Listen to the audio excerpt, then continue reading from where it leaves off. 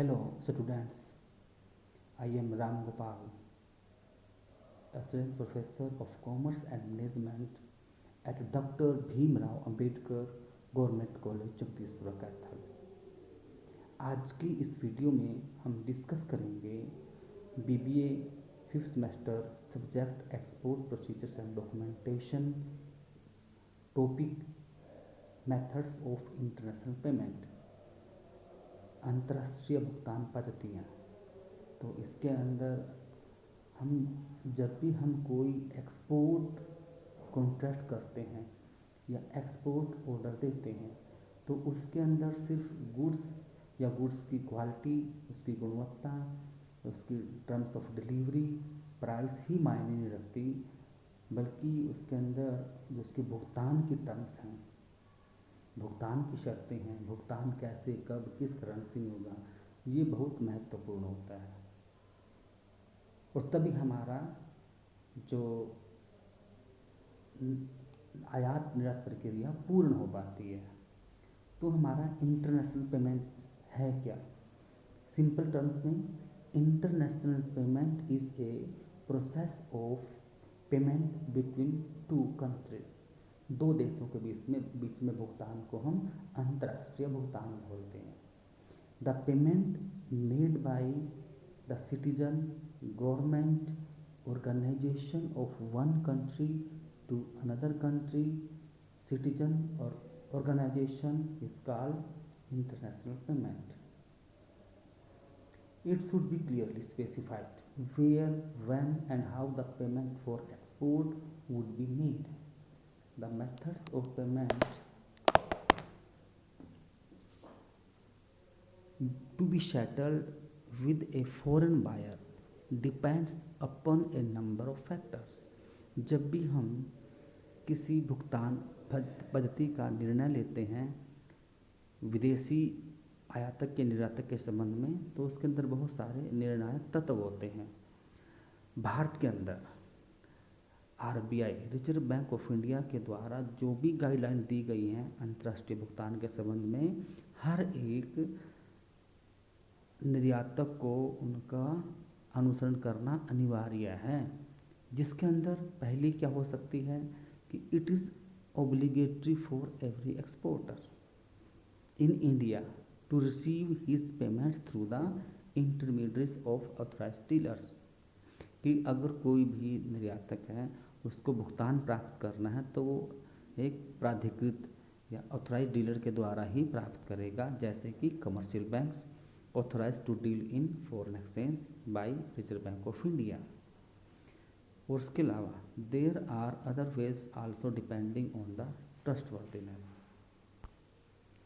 Next one आता है features of international payment. अंतर्राष्ट्रीय भुगतान की क्या विशेषताएं हैं? पहली है दो पक्ष होने चाहिए, टू पार्टीज। सिंपल है, जैसे एक्सपोर्ट इंपोर्ट में दो पार्टियां होती हैं, दो पक्ष होते हैं, तो यहाँ पर भी दो पक्ष होने अनिवार्य होता है, एक पेमेंट करने वाला, एक पेमेंट रिसीव करने वाला। दूसरा है ट्रांजैक्शंस बिटवीन टू कंट्रीज, क्योंकि यहाँ इंटरनेशनल शब्द आ गया है तो यहाँ पे दो देशों का इसमें संलग्न होना अनिवार्य होता है। थर्ड है economic and non economic activities. Economic activities क्या होती हैं? लोन लेना, कैपिटल ट्रांसफ़र होती हैं, कैपिटल हम एक दूसरी कंट्रीज़ को ट्रांसफ़र करते हैं, या हम सेल परचेज के करते हैं तो वहाँ पेमेंट करते हैं, तो हमारी ये इकोनॉमिक एक्टिविटीज़ आती हैं जो बिजनेस के उद्देश्य से की जाती हैं। दूसरी हमारी है नॉन इकोनॉमिक एक्टिविटीज़, जिसमें हम हेल्प करते हैं दूसरी कंट्रीज़ की, ग्रांट्स देते हैं, एड्स देते हैं, ठीक है, या गिफ्ट देते हैं, या अन्य पर्सनल ट्रांसफ़र करते हैं, तो वो आपकी आती है नॉन इकोनॉमिक एक्टिविटीज़। नेक्स्ट है कॉम्प्लिकेटेड प्रोसेस। देखिए जो अंतर्राष्ट्रीय भुगतान है ये बहुत ही जटिल प्रक्रिया होती है, सिंपल नहीं होती है, इसको हर कोई आसानी से नहीं कर सकता है, बहुत लंबी प्रोसीजर पूरी करनी पड़ती है, बहुत सारे स्टेप्स फॉलो करने पड़ते हैं, तब जाके आप अंतर्राष्ट्रीय भुगतान कर सकते हैं। वेरियस मेथड्स हम आगे पढ़ेंगे इसके अंदर कि भुगतान करने के बहुत सारी पद्धतियाँ हैं अंतर्राष्ट्रीय व्यवसाय के अंदर। Risk factor and degree of risk. अंतर्राष्ट्रीय भुगतान की जो पद्धतियाँ हैं उनके अंदर कई पद्धति हम पढ़ेंगे, तकरीबन 5 जो मेन है हमारी आज के इस टॉपिक के अंदर, तो उनके अंदर रिस्क होता है। रिस्क की डिग्री अलग अलग होती है हर एक मेथड के अंदर, डिपेंड करता है कंट्रीज़ के ऊपर, गुड्स के ऊपर, एक्सपोर्टर इम्पोर्टर्स के ऊपर। Let's proceed further. तो आगे हम हमारे आते हैं मेथड्स ऑफ इंटरनेशनल पेमेंट। जैसे मैंने आपको कहा था कि हमारे जो इंटरनेशनल पेमेंट हैं, अंतर्राष्ट्रीय भुगतान, इसकी कितनी पद्धतियाँ हैं। मुख्य रूप से हमारे पास आज के इस टॉपिक के अंदर या हम जो पढ़ेंगे चैप्टर्स के अंदर हमारे पास 5 मुख्य पद्धतियाँ हैं। पहली है एडवांस पेमेंट, जिसको हम हिंदी में बोलते हैं अग्रिम भुगतान। दूसरी है शिपमेंट ऑन कंसाइनमेंट बेसिस, प्रेषण पर माल भेजना। थर्ड है ओपन अकाउंट, खुला खाता या खुला लेखा। और नेक्स्ट है बिल ऑफ एक्सचेंज, इसको बोलते हैं विनिमय पत्र या विनिमय प्राप्यक। और नेक्स्ट हमारा है लेटर ऑफ क्रेडिट, जिसको हम बोलते हैं साख पत्र। इनमें जो सबसे महत्वपूर्ण होता है वो हमारा लेटर ऑफ क्रेडिट होता है। इसको हम आगे के जो स्लाइड्स में डिटेल से डिस्कस भी करेंगे। Let's proceed further. पहला हमारा मेथड आता है एडवांस पेमेंट, अग्रिम भुगतान। जैसे नाम ही बता रहा है, अग्रिम भुगतान, पहले ही भुगतान कर देना। मतलब हमने अभी माल डिस्पैच नहीं किया है लेकिन हमें पेमेंट पहले मिल गई है। अगर सिंपल टर्म्स में बोलें तो payment of goods in advance by the importer to the exporter, आयातक द्वारा निर्यातक को पहले ही भुगतान कर देना गुड्स के लिए। और ये मेथड कहाँ पर यूज होता है? This method can be used in certain circumstances, जहाँ पर इसका यूज होता है। When goods are specifically design for the importer, अगर इम्पोर्टर ने अपने लिए ही स्पेसिफिकली गुड्स बनवाई हैं तो उसको पहले भुगतान करना पड़ेगा। When the credit standing of the buyer is poor, अगर इम्पोर्टर की जो साख स्थिति है, उसकी लेन देन है, वो व्यवहार सही नहीं है उसका, तो भी पहले उससे एक्सपोर्टर भुगतान प्राप्त कर सकता है। When there is a heavy demand for the goods exported, जो गुड्स वो जनरली एक्सपोर्ट करता है उसकी मार्केट में ज़्यादा डिमांड है, सप्लाई थोड़ी है डिमांड ज़्यादा है, तो पहले भुगतान प्राप्त करने की कंडीशन रख सकता है। व्हेन गुड्स आर रेयर, जब हमारी वस्तुएं दुर्लभ होती हैं, अब दुर्लभ वस्तुएं तो थोड़ी होंगी, वो इस करके वो पहले भुगतान प्राप्त करेगा, बाद में डिलीवरी करेगा। When the political and economic situations are unstable, जब आयातक की कंट्री या देश में वहाँ की राजनीतिक और आर्थिक परिस्थितियाँ स्टेबल नहीं होती हैं, स्थिर नहीं हैं, उसको लगता है कि कोई जोखिम हो सकता है, तो वहाँ पर वो डिमांड कर सकता है अग्रिम भुगतान की। अब कहता है कि एविडेंसेस ऑफ पेमेंट, जो आपने अग्रिम भुगतान किया उसका एविडेंस होना बहुत ज़रूर होता है एडवांस पेमेंट का, जिसको बोलते हैं CFIR, certificate of foreign inward remittance, जिसको एक्सपोर्टर बैंक इशू करता है। नेक्स्ट हमारा आता है method shipment on consignment basis, प्रेषण आधार पर माल भेजना। इसमें क्या करता है, exporters make the shipment of goods to the foreign consignee और एजेंट, इसमें एजेंट्स के द्वारा काम करते हैं। सबसे पहले एक्सपोर्टर है वो विदेशी एजेंट या कंसाइनी को माल भेजता है without making any claim of payment, उससे बिना किसी पेमेंट के क्लेम किए, but retains the title of goods with him as also the risk attached thereto, लेकिन वो जो मालिकाना हक होता है, उनके जो डॉक्यूमेंट्स होते हैं गुड्स के, वो अपने पास रखता है और उनसे जो संबंधित रिस्क होता है वो भी उसी के पास रहता है। But the exporter will have to declare the expected value of the consignment in GR form, GR बोलते हैं guaranteed remittance form, to meet the requirements of FEMA, जो आपका फॉरेन एक्सचेंज मैनेजमेंट एक्ट्स की जो रिक्वायरमेंट्स को पूरा करने के लिए एक्सपोर्टर को GR फॉर्म में भेजे गए माल की मूल्य की घोषणा करनी अनिवार्य होती है। इन दिस मेथड, इस पद्धति में क्या होता है, the exporter will have to wait for the payment until the goods have been sold by the agent. जब तक एजेंट के द्वारा विदेशों में माल नहीं बेचा जाता तब तक एक्सपोर्टर को अपने माल का भुगतान नहीं मिलता है। इसका केस में ज़्यादा रिस्क भी होता है, ज़्यादा जोखिम होता है। Degree of risk is very high, so why it is used only to trusted agents. इसको सिर्फ विश्वास आश्रित अभिकर्ताओं के द्वारा ही किया जाता है। नेक्स्ट मेथड हमारा है ओपन अकाउंट, खुला खाता। बेसिकली जैसे नेम सजेस्ट कर रहा है ओपन अकाउंट, ये ज़्यादा जटिल प्रक्रिया नहीं होती है, पद्धति नहीं है। इसमें सिंपल क्या होता है कि एक्सपोर्टर का अकाउंट होता है, जैसे वो माल भेजता है इंपोर्टर को तो इंपोर्टर उसके खाते में पैसे डलवा देता है। सिंपल सी बात इसके अंदर है। Exporter makes the shipment of goods, collects the document, sends them to the overseas importer and wait for the payment।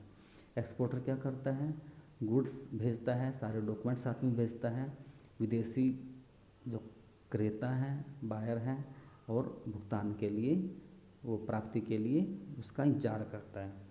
It is assume that previous accounts are settled wholly or partly before the or at the time of making a new bill. इसमें ये मान के चलते हैं कि जो हमारा पिछला लेन देन है वो हिसाब बराबर हो चुका है। The title of goods transferred without receiving the payment. इसमें एक रिस्क होता है कि जो टाइटल ऑफ गुड्स हैं बिना भुगतान प्राप्ति के वो क्रेता को स्थानांतरित हो जाता है। Therefore it becomes difficult to pursue the legal enforcement of the claims. इस करके जो एक्सपोर्टर हैं वह भुगतान के लिए कानूनी रूप से कोर्ट में दावा नहीं कर सकता है। तो फिर ये मेथड कहाँ पर संभाव्य या लागू होता है? This method is feasible in the following situations. First one is the financial condition of the exporter is sound. अगर खुद एक्सपोर्टर की जो वित्तीय स्थिति है बहुत सुदृढ़ है तो ऐसे माल भेज सकते हैं। There is a long established relationship between the exporter and importer. आयातक और निर्यातक में लंबे समय के मधुर संबंध हैं, तो कोई दिक्कत नहीं है, वो माल भेज देगा, वो उसके खाते में पैसे डलवा देगा। Next, political environment in the international market is stable. अंतर्राष्ट्रीय बाजार में जो राजनीतिक वातावरण है वो स्थिर है। There are no exchange restrictions in the importing country. आयातक के देश में विनिमय पर कोई प्रतिबंध नहीं होता है। Next method is bill of exchange और ड्राफ्ट, सिंपली ड्राफ्ट बोलते हैं। बिल ऑफ एक्सचेंज मीन्स विनिमय पत्र या विनिमय प्राप्यक, और ड्राफ्ट हम बोलते हैं हुंडी, जैसे जनरली हिंदी में इसको हम सुनते आते हैं। तो बिल ऑफ एक्सचेंज एक आपकी अनकंडीशनल ऑर्डर होता है लिखित में, फ्रॉम द ड्रायर एक्सपोर्टर से टू द ड्राई इंपोर्टर को, to pay a specified sum of money to a specified person at a specified time. इसमें जो एक्सपोर्टर है इंपोर्टर को एक लिखित में ऑर्डर देता है कि आप ये निश्चित जो तय मनी है और एक स्पेसिफाइड निर्दिष्ट व्यक्ति को निर्दिष्ट समय पर भुगतान करेंगे। It is run on a buyers bill. Buyers will grant the exporter some protection from the formers not paying. Simple सी बात है कि ये हमेशा बायर्स की विल पर ही ग्रांट किया जाता है, जिससे कि जो निर्यातक हैं उसको थोड़ी सुरक्षा मिलती है पेमेंट के रिगार्डिंग में, प्रोवाइडेड बशर्ते it is linked with the documents of the title of the goods such as bill of lading etc. लेकिन इसमें कंडीशन होती है कि जब तक आपका बिल ऑफ एक्सचेंज, आपका जो रिक्वायर्ड डॉक्यूमेंट है बिल ऑफ लेडिंग लदान पत्र है, उससे अटैच या लिंक्ड नहीं होगा तब तक आप सुरक्षित नहीं हो सकते। इसकी कंडीशन भी है, it is always in written in English. इसको हमेशा इंग्लिश में लिखा जाता है। It is prepared either in international currency और Indian rupees depending on the terms of the contract. जैसी आपकी अनुबंध में शर्तें हैं उनके अनुसार आप इसको जिस भी मुद्रा में अपने कहा है उसमें बना सकते हैं। उसके बाद बिल ऑफ एक्सचेंज या ड्राफ्ट के अंदर पार्टीज कौन कौन सी होती हैं। इसमें 3 पार्टीज होती हैं, ड्रायर, ड्राई और पे। ड्रायर एक्सपोर्टर होता है जो बिल ऑफ एक्सचेंज लिखता है किसी व्यक्ति को पेमेंट करने के लिए इंपोर्टर को। ड्राई उस बिल को स्वीकार करता है, लिखे हुए बिल को, जिसके पक्ष में वो बिल लिखा जाता है। पे जिसको उस बिल में लिखी हुई जो अमाउंट है वो मिलनी होती है। कई बार क्या होता है कि ड्रायर और पे सेम भी हो सकते हैं। Next one, features of bill of exchange.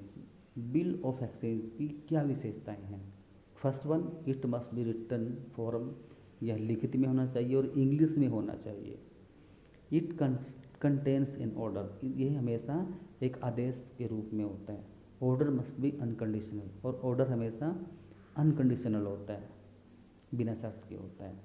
The exporter sign on this instrument, exporter इस पे साइन करता है।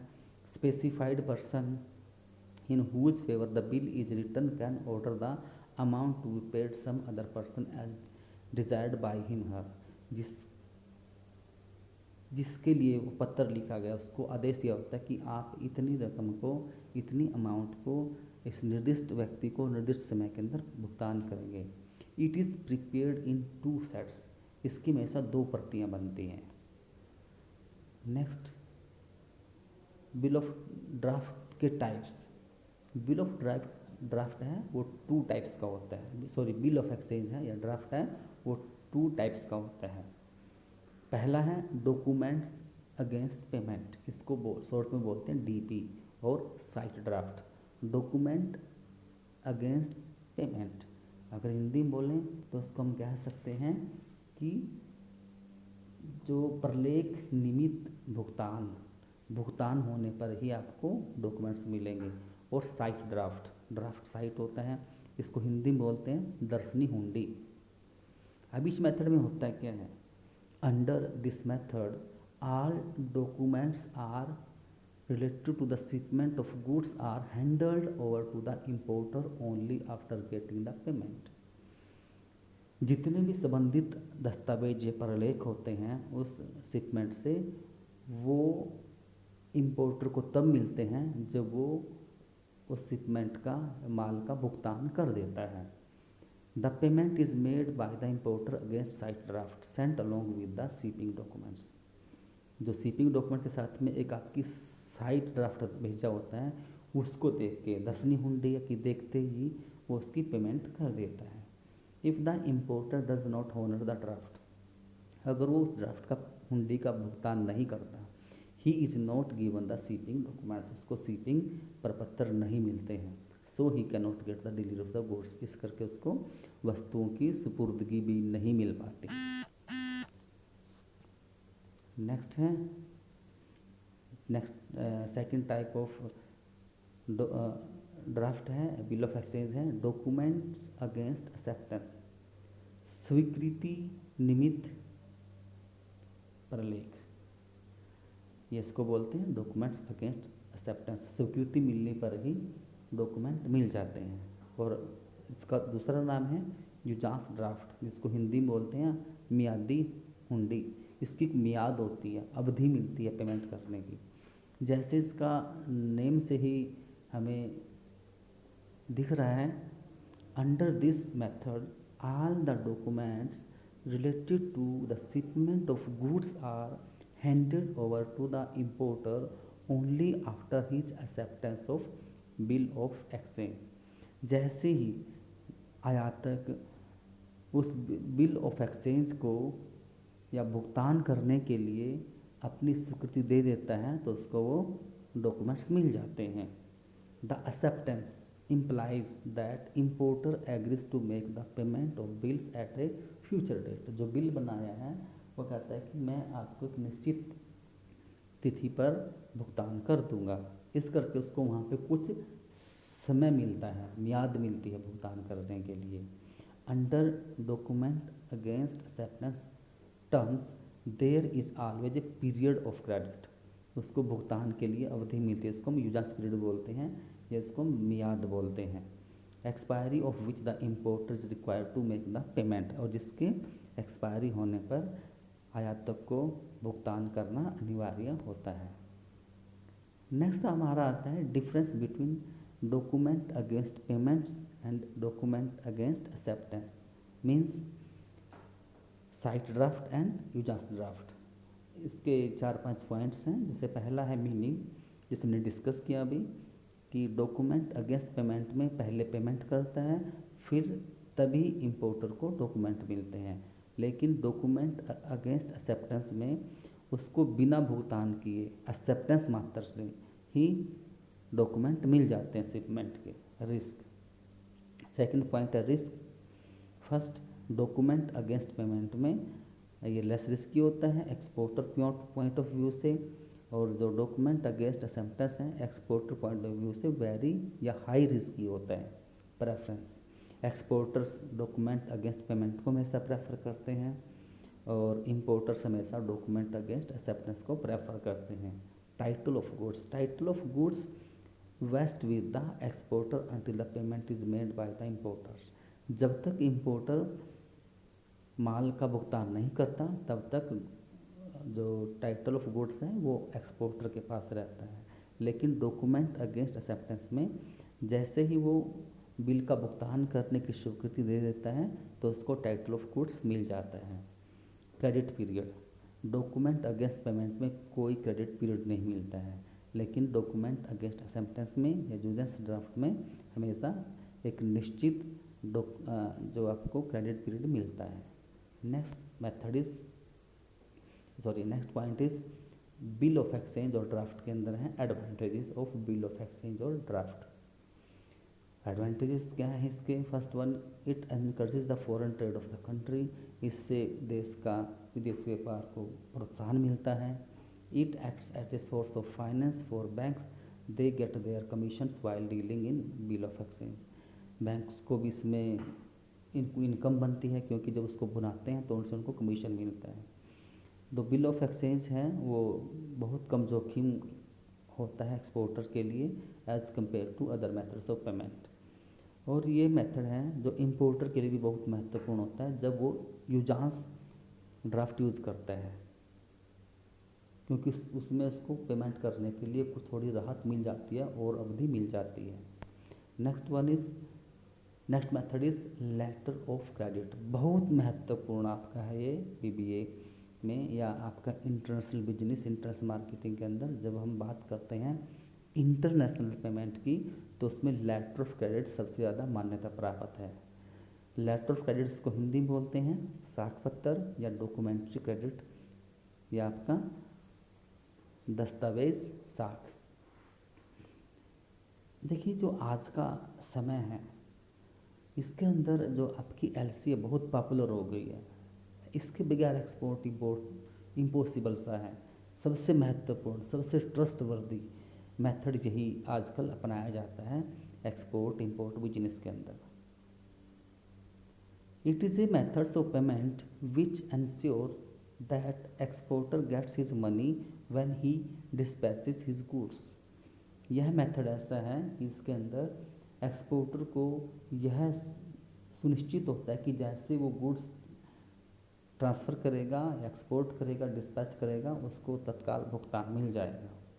साथ में it also ensures that customer is assured of the title of goods he page for them. और साथ में importer को भी सुनिश्चित करता है कि जैसे ही आप भुगतान करोगे आपको गुड्स की डिलीवरी प्लस आपको गुड्स का टाइटल मिल जाएगा। अब इसकी डेफिनेशन आती है कि आपकी लेटर ऑफ क्रेडिट होती क्या है। इसकी वैसे कई सारी डेफिनेशंस हैं लेकिन जो हम इसकी आसान ही डेफिनेशन पढ़ेंगे। कहता है कि it is an undertaking by the buyers bank to the seller to pay a certain sum of money on compliance of certain terms and conditions. यह जो इंपोर्टर्स बैंक होता है वो एक्सपोर्टर को यह गारंटी देता है, यह वचन देता है, अंडरटेकिंग मीन्स वचन देता है, प्रतिज्ञा देता है कि कुछ नियम और शर्तों को पूरा करने के बाद आपको भुगतान मिल जाएगा। नेक्स्ट डेफिनेशन है, a letter of credit is a document that guarantee the buyers payment to sellers. It is issued by bank and ensure the timely and full payment to the seller. इसको bank issue करता है और उसको समय पर और पूर्ण भुगतान की गारंटी देता है. If the buyer is unable to make such a payment, the bank covers the full or the remaining amount on behalf of the buyer. तो उसको पूरी को बैंक कवर करता है. आगे आपकी आती है concept of letter of credit. ये होती क्या है? लेटर ऑफ क्रेडिट की कंसेप्ट क्या है? कहता है कि under this arrangement the buyer और the importer approaches its bank to open a letter of credit in favour of exporter. Exporter के पक्ष में एक एलसी खोलने के लिए वहाँ पे अप्लाई करता है. On the instructions given by the importer. जैसे ही निर्यात आयातक कुछ उसको इंस्ट्रक्शंस देता है, the bank agrees to pay a certain sum of money to the exporter on the receipt of certain documents within a specified period of time. Since क्योंकि the bank promises to make a payment on receipt of the documents, it is also called documentary credit. क्योंकि bank है वो document लेने के बाद ही, कुछ निश्चित document लेने के बाद ही उस भुगतान करने के लिए राजी होता है. इस करके इसको डॉक्यूमेंट्री क्रेडिट भी बोलते हैं. The bank do not deal in goods, they deal in documents only. और बैंक गुड्स में डील नहीं करते, वो सिर्फ डॉक्यूमेंट्स में ही डील करते हैं. The operations of letter of credit are governed by the provisions of UCPTC. UCP मतलब uniform customs and practices for documentary credit as published by the ICC, international chamber of commerce Paris द्वारा इसको publish किया जाता है. It relies on the doctrine of strict compliance. यह बिल्कुल एक सख्त नियम पर चलता है. अगर आपने हल्की सी भी इसमें कोई आपसे इरेगुलरिटी हो गई या डिस्क्रिपेंसी होगी तो तत्काल ही बैंक भुगतान करने से मना कर सकते हैं. नेक्स्ट आता है parties to letter of credit. Letter of credit में कितने पक्षकार होते हैं? पहला है एप्लीकेंट और इम्पोर्टर, मतलब जो एलसी के लिए बैंक में अप्लाई करता है. इशूइंग बैंक, ये आप इम्पोर्टर का बैंक होता है जो इम्पोर्टर की रिक्वेस्ट पर एलसी इशू करता है. बेनिफिशरी, जिसके पक्ष में एलसी इशू की जाती है, खोली जाती है, मतलब ये एक्सपोर्टर होता है. एडवाइजिंग बैंक, ये एक्सपोर्टर की कंट्री में होता है जो नोटिफाई करता है एक्सपोर्टर को कि आपके पक्ष में एक एलसी इशू हुई है. कन्फर्मिंग बैंक, ये भी एक्सपोर्टर की कंट्री में होता है जो गारंटी देता है क्रेडिट की इशूइंग बैंक की ओर से. Negotiating bank is the bank authorised to negotiate the documents, मतलब ये एक्सपोर्टर का बैंक होता है जो डॉक्यूमेंट्स के लिए नेगोशिएट करने के लिए योग्य होता है. नेक्स्ट आपका आता है process of collection of payment through LC. देखिए पूरा आपको चित्र दिया गया, इसके ऊपर हर एक जो स्टेप है, स्टेप नंबर लिखे हुए हैं कि हम स्टार्ट कहाँ से करते हैं और कैसे ये काम करता है. The transaction process flow for a negotiable letter of credit. First one क्या होता है? एक्सपोर्ट या सेल्स कॉन्ट्रैक्ट होता है इंपोर्टर और एक्सपोर्टर के बीच में. फिर नंबर 2 पर क्या होता है कि जो इंपोर्टर है वो इशूइंग बैंक के पास एक एप्लीकेशन डालता है. इशूइंग बैंक क्या करता है, उसकी टर्म कंडीशंस को पूरी करने के बाद अगर वो उन सभी कंडीशंस को कंप्लाई करता है तो वो लेटर ऑफ क्रेडिट इशू करता है और हो जाती है नेगोशिएटिंग बैंक के पास जो एक्सपोर्टर का होता है. फिर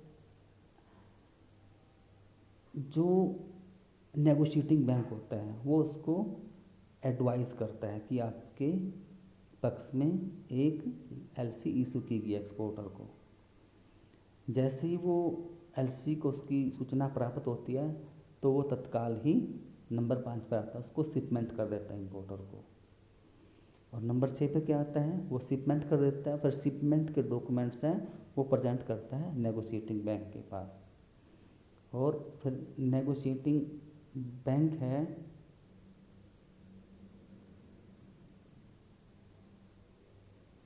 वो डॉक्यूमेंट प्रेजेंट करता है इशूइंग बैंक के पास, और जब इशूइंग बैंक इससे कंफर्म कर देता है कि समय पर सारे डॉक्यूमेंट मिल गए हैं, तो नंबर 9 पर आता है जो ब्लू में ये बिल्कुल ब्रॉड सा बोल्ड सा जो एरो है 9 पे है, document control payment release at maturity.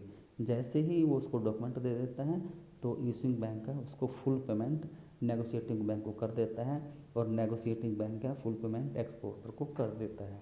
तो इस करके आपने जो डायग्राम के अंदर ये पूरे 9 पॉइंट्स दे रखे हैं, इनको आगे हमने क्लैरिफाई भी किया है 9 जो आपके स्टेप्स हैं। जैसे पहले स्टेप में है the exporter and importer agrees in the contract that the payment should be made by the using LC. Second point है the importer request his bank to open a letter of credit in favour of the exporter on certain terms. Third pay है after getting request from the importer the importer's bank opens a letter of credit in favor of the exporter and sends it to advising bank. The issuing bank may also request advising bank to add its confirmation if it desired by the exporter। अगर exporter चाहता है तो वो अपने bank से उसकी confirmation भी मांग सकता है। फोर्थ है advising bank after satisfying itself about the authenticity of the credit forward LC to the exporter. जैसे ही लगता है एडवाइजिंग बैंक को कि सारी जो फॉर्मेलिटीज़ पूरी हो गई और डॉक्यूमेंट्स पूरे सही हैं, तो वो एलसी को फिर एक्सपोर्टर को फॉरवर्ड करता है। नंबर 5 पर आता है the exporter checks all the relevant detail in the LC to ensure that it conforms to the terms of contract. Exporter सारे डॉक्यूमेंट्स चेक करता है एलसी से संबंधित क्या सभी जो डॉक्यूमेंट्स हैं जो हमारी अनुबंध की शर्तों के अनुकूल हैं। In case there is any discrepancy, अगर वहाँ पर कोई डिस्क्रिपेंसी आती है the importer will be asked to make the required change to the LC.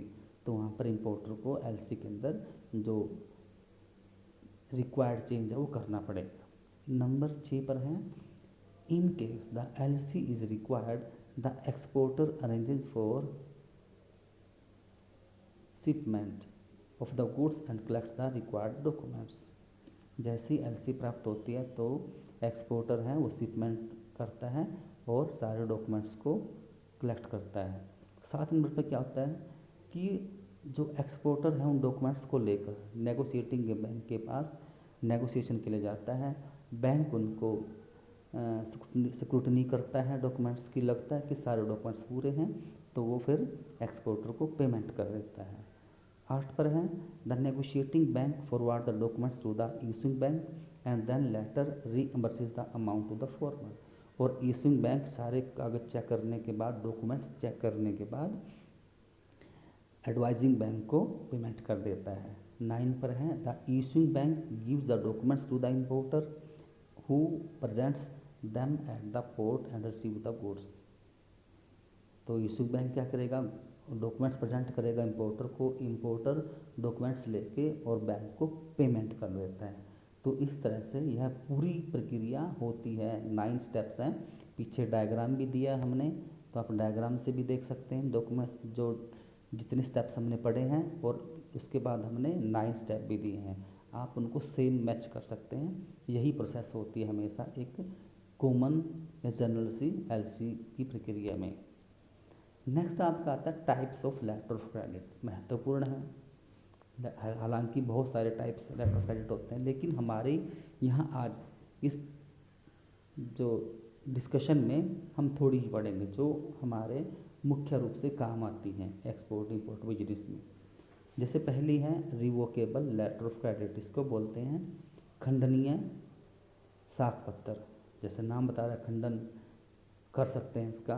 The credit can be revoked at any time without prior notice to the issuing bank to the exporter. तो इसमें क्या करता है कि जो bank है वो कभी भी पेमेंट करने से मना कर सकता है। किसी भी समय पर एक्सपोर्टर को इशू बैंक मना कर सकता है। अब उसको किसी भी टाइम पे कोई कमी लगती है, उसको पूरा राइट है, वो खंडन कर सकता है पेमेंट का।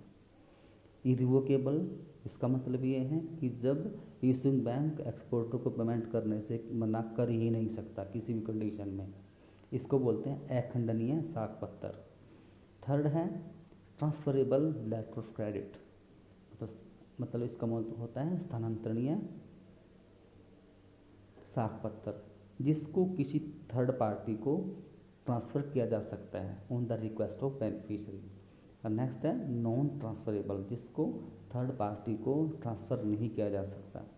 नेक्स्ट है कन्फर्म्ड लेटर ऑफ क्रेडिट, इसको बोलते हैं संपुष्टित साख पत्र, जिसकी पुष्टि की होती है बैंक द्वारा। एक्सपोर्टर की कंट्री में जो कन्फर्मिंग बैंक उसको कन्फर्म करता है, गारंटी देता है पेमेंट करने की, तो उसको बोलते हैं कन्फर्म लेटर ऑफ क्रेडिट। अनकन्फ मतलब संपुष्टित लेटर ऑफ क्रेडिट होती है जिसके लिए एक्सपोर्टर की कंट्री में कोई कंफर्मेशन नहीं दी गई, कोई गारंटी नहीं दी गई भुगतान के लिए। Next one is with recourse, मतलब अवलंबन सहित। इसका मतलब होता है कि the negotiating bank can approach to the exporter for refund of the payment made under the LC if the issuing bank fails to make payment to the negotiating bank. अगर negotiating bank को issuing bank किन्हीं कारणों से payment नहीं करता है तो जो आपका नेगोशिएटिंग बैंक है वो एक्सपोर्टर से उसकी रिफंड मांग सकता है। विदाउट रिकोर्स इसमें ऐसा कोई स्कोप नहीं होता है, इशूइंग बैंक उसको पेमेंट करे ना करे, एक्सपोर्टर को पेमेंट मिल चुका होता है। उसके बाद back to back letter of credit, जैसे बैक टू बैक मतलब दो तरफा होता है। जो लेटर ऑफ क्रेडिट इशू करता है नेगोशिएशन बैंक एक्सपोर्टर को भेजता है, तो एक्सपोर्टर है उस लेटर ऑफ क्रेडिट के बेस पे लोकल मार्केट के अंदर और क्रेडिट ले सकता है, मतलब उसके ऊपर उधार माल खरीद सकता है।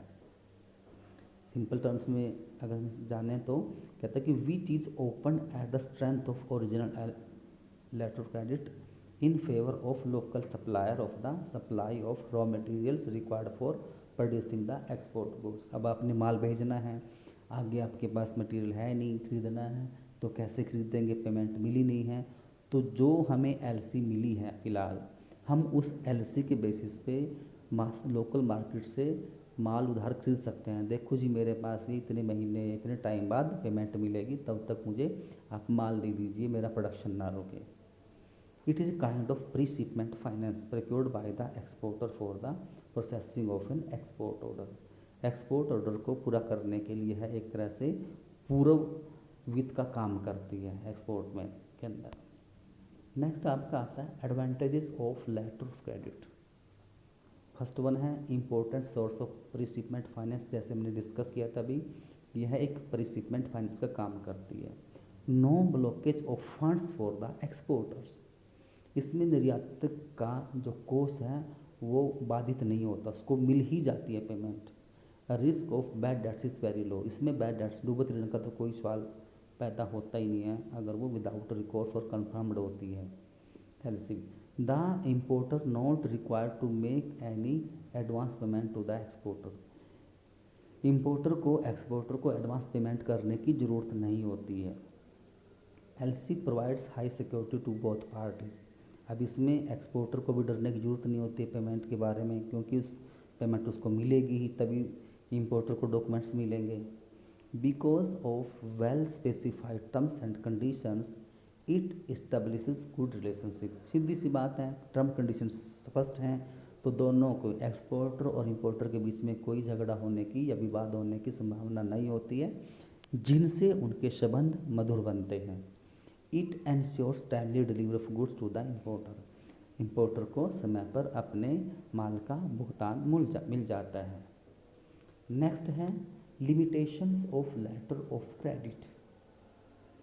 अब इसकी लिमिटेशंस भी हैं, अब जरूरी नहीं कि इसके सारे फ़ायदे हों, हालांकि बहुत फ़ायदेमंद है इंटरनेशनल बिजनेस के अंदर, लेकिन इसकी कुछ इसकी लिमिटेशंस भी हैं, ज़्यादा वो इतनी महत्वपूर्ण नहीं है।